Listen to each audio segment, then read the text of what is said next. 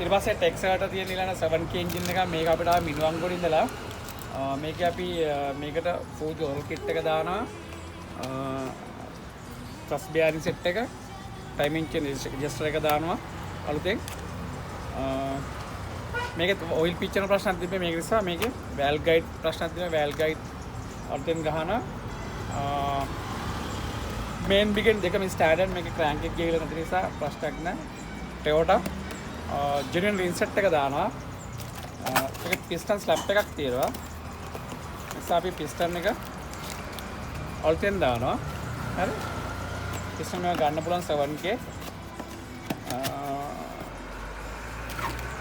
කිසුමි මේක කිසුමි පිස්ටන් ගහලා ස්ලිව් ගහලා ඒකට බෝල් කරගන්නේ ඉතින් මේ එන්ජිමත් ආයේ ස්ටෑන්ඩඩ් එකක් දෙනවා කස්ටමර්ට හදලා දෙනවා ඔය සෝලි